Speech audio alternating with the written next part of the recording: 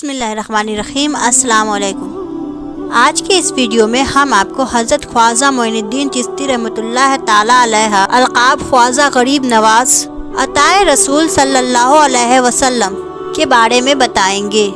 کہا جاتا ہے کہ آپ کی ولادت سنجر جو ملک ایران کے اصفہان شہر میں ہے تو خراسان کے قریب میں ہے، وہاں 530 ہجری میں آپ کی ولادت ہوئی۔ آپ کے والدین کا نام حضرت خواجہ سید غیاث الدین بن احمد حسن رحمۃ اللہ تعالی علیہ ہے جو حسینی سادات ہے، اور والدہ کا نام بیوی ام الورا بنت حضرت سید داؤد رحمۃ اللہ تعالی علیہ جو کہ حسنی سادات ہے۔ 8 برس کی عمر میں آپ کے والد کا انتقال ہو گیا اور 15 برس کی عمر میں آپ کی والدہ کا انتقال ہو گیا۔ 544 ہجری میں ایک بار آپ اپنے پھلوں کے باغیچے میں کام کر رہے تھے، تب حضرت ابراہیم کندوزی نام کے ایک درویش وہاں آئے اور بیٹھے۔ آپ نے ان کو اپنے باغیچے میں سے ایک انگور کا گچھا پیش کیا اور انہوں نے اسے کھایا، پھر مہمان نوازی سے خوش ہو کر اپنے تھیلے میں سے کچھ نکالا، پھر اس کو چبا کر خواجہ معین الدین کو کھانے کو دیا۔ آپ نے خوشی کے ساتھ ان کو کھایا تو ان کے فیض و برکت سے آپ کے لیے علم اور حکمت کے دروازے کھل گئے، اور آپ نے اپنا سب کچھ بیچ دیا اور اس رقم کو غریبوں اور محتاجوں کو خیرات کر دیا۔ پھر آپ سرمقند اور بخارا کی طرف علم دین سیکھنے کے لیے روانہ ہو گئے۔ 544 سے 550 ہجری تک آپ وہاں حضرت مولانا حسام الدین اور حضرت مولانا شرف الدین کے پاس علم دین سیکھتے رہے۔ 550 ہجری میں آپ کی ملاقات حضرت غوث اعظم رضی اللہ تعالی عنہ سے ہوئی۔ آپ ایک کامل پیر تلاش رہے تھے کہ آپ نے خواجہ عثمان ہارونی رحمۃ اللہ تعالی علیہ کے بارے میں سنا۔ 552 ہجری میں آپ ان کے پاس گئے اور ان کے مرید ہو گئے اور عبادت الہی اور خدمت مرشد کرتے رہے۔ ایک بار عثمان ہارونی نے آپ سے کہا کہ معین الدین نیچے دیکھو کیا دکھتا ہے۔ آپ نے نیچے دیکھ کر کہا کہ میں زمین کے اندر دیکھ سکتا ہوں۔ مرشد نے پھر کہا کہ اب اوپر دیکھو کیا دکھتا ہے۔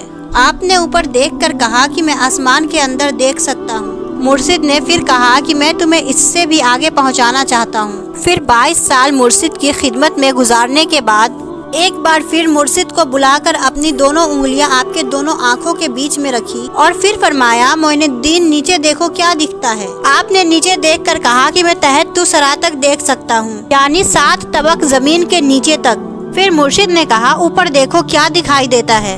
آپ نے اوپر دیکھ کر کہا کہ میں عرش اعظم تک دیکھ سکتا ہوں۔ خواجہ عثمان ہارونی نے خوش ہو کر آپ کو خلافت عطا فرمائی۔ ایک بار آپ کے مرشد خواجہ عثمان ہارونی رحمۃ اللہ تعالی علیہ نے اپنے سارے مریدوں کو جمع کر کے کہا کہ میں نے تمہیں جو علم سکھایا ہے اس میں کچھ کرامات پیش کرو۔ سب مرید نے باری باری کرامات سے کچھ چیزیں پیش کی۔ کسی نے سونا، کسی نے چاندی، کسی نے ہیرے جواہرات، کسی نے دینار و درہم پیش کیے۔ خواجہ معین الدین نے روٹی کے ٹکڑے پیش کیے تو سب مرید آپ پر ہنسنے لگے۔ اتنے میں دروازے پر ایک شائل نے آواز دی کہ میں کئی دنوں سے بھوکا ہوں، مجھے کھانے کے لیے کچھ دے دو۔ سب نے اپنی اپنی چیزیں اس کو دینی چاہی، مگر اس شائل نے کہا کہ میں اس سونے چاندی ہیرے جواہرات دینار و درہم کا کیا کروں، مجھے تو کھانے کے لیے کچھ دے دو۔ پھر خواجہ معین الدین نے روٹی کے ٹکڑے اس سائل کو دے دیے۔ اس نے اسے لے کر آپ کو بہت ساری دعائیں دی۔ اس کے بعد خواجہ عثمان ہارونی نے فرمایا کہ اے معین الدین تم غریب نواز ہو۔ 555 ہجری میں شیخ ضیاء الدین ابو نجیب عبد القادر سہروردی رحمۃ اللہ تعالی علیہ سے ملاقات ہوئی۔ 563 ہجری میں خواجہ عثمان ہارونی نے آپ کو جبہ مبارک دیا اور اپنے ساتھ حج کو لے کر گئے۔ جب آپ بیت اللہ شریف میں حاضر ہوئے تو آپ کے پیر و مرشد آپ کا ہاتھ پکڑ کر دعا کی، اے خداوند میں اپنے معین الدین کے لیے تم سے 3 چیزوں کا طلبگار ہوں۔ غیب سے آواز آئی، اے عثمان معین الدین کے لیے جو کچھ طلب کرو گے دیا جائے گا۔ یہ حکم پا کر آپ نے عرض کیا، اے خداوند تو میرے معین الدین کو قبول فرما۔ ارشاد باری ہوا، ہم نے قبول کیا۔ پھر عرض کیا، میرے معین الدین کو مجھ سے زیادہ شہرت عطا فرما۔ ارشاد باری تعالی ہوا کہ ہم نے قبول کیا۔ پھر عرض کیا کہ میرے معین الدین میں اپنے جلوے اور اپنے حبیب صلی اللہ تعالی علیہ وآلہ وسلم کی شان پیدا فرما۔ پھر ارشاد باری ہوا کہ میں نے یہ دعا بھی قبول کی۔ آخری وقت میں اس دعا کا اس طرح ظہور ہوا کہ آپ کی وصال کے بعد आपकी पेशानी मुबारक पर अरबी में लिखा हुआ था, हाज़ा हबीबुल्लाह वमा ताफ़ी उबिल्लाह, जिसका तर्जुमा यह है, यह अल्लाह का हबीब है और इसका विसाल अल्लाह की मोहब्बत में हुआ। इसके बाद जब मदीना शरीफ पहुँचे और हुजूर सल्लल्लाहु ताला अलैहि वसल्लम को सलाम पेश किया, अस्सलातु वस्सलामु अलैका या रसूल अल्लाह, तो रोज़ा मुबारक से जवाब आया, वालेकुम अस्सलाम या कुतुबुल मशाइकल बहरबल, तुम पर भी सलाम हो ए ज़मीन और समुंदर के बुजुर्गों के कुतुब। 580 हिजरी में गौसे आजम रजी अल्लाह ताला अन्हो से दोबारा मुलाकात हुई। 582 हिजरी में इस्फहान में ख्वाजा कुतुबुद्दीन बख्तियार काकी को मुरीद बनाया। 585 हिजरी में समरकंद में उनको खिलाफत अता फरमाई। 585 हिजरी में आप ख्वाजा कुतुबुद्दीन बख्तियार काकी के साथ हरमैन शरीफैन गए तो सरकार मदीना हुजूर सल्लल्लाहु ताला अलैहि वसल्लम ने आप में तशरीफ लाकर फरमाया, मोइनुद्दीन तुम दीन के मददगार हो, अब हिंदुस्तान जाओ और वहाँ जाहिलियत को दूर करके लोगों को दीन इस्लाम का सही रास्ता दिखाओ। रास्ते में बहुत सारे सूफी औलिया से फैज़ो बरक़ात और हजारों लोगों को अपना फैज़ अता करते हुए और दीन का सही राह दिखाते हुए आप हिंदुस्तान में लाहौर में कुछ अरसे के लिए रुके और फिर वहाँ से 587 हिजरी में 52 वर्ष की उम्र में राजपुताना राजस्थान के इलाके अजमेर में पहुँचे, जहाँ पृथ्वीराज चौहान की हुकूमत थी। अजमेर में उस वक्त एक मंदिर हुआ करता था जो अजमेर का सबसे बड़ा मंदिर था और वह मंदिर सिर्फ राजाओं और रानियों की पूजा के लिए खास हुआ करता था। मंदिर के साथ ही एक तालाब था जिसका नाम अना सागर था। हिंदू उस तालाब के पानी को बहुत ही बरकत वाला समझते थे। उनका मानना था कि जो इस तालाब में नहा ले उसके सारे पाप धुल जाते हैं। उस मंदिर में रात को इतने ज्यादा दिए जलाए जाते थे कि सिर्फ एक ही रात में 3.5 मन तेल उस दियों में इस्तेमाल होता था। आसपास के गांव देहात मंदिर के नाम थे और इन देहातों की आमदनी मंदिर पर खर्च हुआ करती थी। मंदिर में हजारों नौकर थे जिनका काम आने वालों की सेवा और देख रेख करना था और वह बताया करते थे कि कौन सा भगवान बेटे देता है और कौन सा भगवान सेहत और तंदुरुस्ती देता है और किस मूर्ति की पूजा करने से दौलत बढ़ती है। ख्वाजा गरीब नवाज रहमतुल्लाह ताला अलैह वहाँ आए और अना सागर से कुछ दूरी पर चटाई बिछाकर अपने मुरीदों के साथ बैठ गए। असर का वक्त था, लिहाजा आप ख्वाजा साहब ने हजरत कुतुबुद्दीन रहमतुल्लाह ताला अलैह से अजान देने को कहा। कुफ्र और शिर्क से भरे अजमेर में अल्लाह के एक होने और हजरत मोहम्मद सल्लल्लाहु ताला अलैहि वसल्लम के रसूल होने का यह पहला ऐलान था। वहाँ रहने वाले लोग इस्लाम के बारे में कुछ भी नहीं जानते थे। चुनांचे अजान की आवाज़ सुनकर वह हैरान हुए और अपने घरों से निकलकर सब ख्वाजा गरीब नवाज और उनके मुरीदों को देखने लगे और अना सागर के पास भीड़ लग गई। ख्वाजा गरीब नवाज और उनके मुरीदों ने अना सागर के पानी से वुजू किया और नमाज पढ़ना शुरू कर दिया। सब हिंदू हैरान रह गए। वह सोच रहे थे कि सब भगवान तो मंदिर के अंदर है, तो ये लोग खड़े होकर कौन से भगवान के आगे झुक रहे हैं। शाम हुई तो राजा के ऊँट जो दिन में अपने चरवाहों के साथ चरने के लिए गए थे वापस आने लगे। इत्तेफाक की बात थी कि जहाँ हजरत ख्वाजा साहब बैठे हुए थे वह जगह राजा के ऊँटों के बैठने की जगह थी। चरवाहों ने ख्वाजा गरीब नवाज से कहा कि ओ बाबा साहब यहाँ से उठिए, क्योंकि यह जगह राजा के ऊँटों के बैठने की जगह है। ख्वाजा गरीब नवाज ने फरमाया, इतना सारा मैदान तो खाली पड़ा है, ऊँट तो कहीं भी बैठ जाएंगे, क्यों बेवजह हमको तंग करते हो। वो लोग नहीं माने और मुसल्ला इधर उधर करने लगे और ख्वाजा गरीब नवाज से बदतमीजी करने लगे और उन लोगों ने आखिरकार बहुत बदतमीजी से कहा, यह राजा के ऊँटों के बैठने की जगह है और इधर राजा के ऊँट ही बैठेंगे, तुम लोग कहीं और अपना मुसल्ला बिछा लो। आखिरकार हजरत ख्वाजा गरीब नवाज ने उठते हुए हजरत कुतुबुद्दीन से फरमाया, उठो कुतुबुद्दीन, यह कह रहे हैं कि यह ऊँटों की बैठने की जगह है, तो चलो मैं कहता हूँ कि अब यहाँ सिर्फ ऊँट ही बैठे रहेंगे। यह कहकर आप ख्वाजा गरीब नवाज अपने साथियों समेत वहाँ से उठ गए और अगली सुबह जब ऊँटों को चराने के लिए ले जाने का वक्त आया और चरवाहों ने ऊँटों को उठाना चाहा तो उन्हें पता चला कि ऊँट उठ नहीं पा रहे हैं। उन्होंने ऊँटों को मार मार कर जबरदस्ती उठाना चाहा, लेकिन वह बैठे रहे। चरवाहे परेशान हो गए कि जो ऊँट उनके एक इशारे पर उठ जाते थे आज वह क्यों नहीं उठ रहे हैं। आखिरकार उन्हें याद आया कि कल उस बाबा ने कहा था कि चलो अब यहाँ सिर्फ ऊँट ही बैठे रहेंगे। लोग जमा होना शुरू हो गए। कोई कह रहा था कि फकीर कोई बड़ा जादूगर है, किसी का मानना था कि वह भगवान का कोई बहुत बड़ा अवतार है। तो यह बात राजा पृथ्वीराज चौहान तक जा पहुंची कि एक मुसाफिर फकीर ने राजा के ऊँटों पर जादू कर दिया है। राजा ने ख्वाजा मोइनुद्दीन चिश्ती को खबर भेजा कि तुम कैसे फकीर हो जो बेजुबान को बांध कर रखते हो, ये बेचारे भूख और प्यास से मर जाएंगे, इसलिए मेहरबानी करके अपना जादू वापस ले लो। ख्वाजा गरीब नवाज ने फरमाया, हम मुसलमान हैं और मुसलमान बद्दुआ नहीं करते और न जादू करते हैं, और जाओ ऊँट जिसके हुक्म से बैठे थे उसी के हुक्म से खड़े हो जाएंगे। फिर जाकर चरवाहों ने ऊँटों को उठाया तो पहली ही बार में वह उठ खड़े हो गए। गैर मुस्लिमों की दिलचस्पी इन मुसाफिरों में बढ़ने लगी।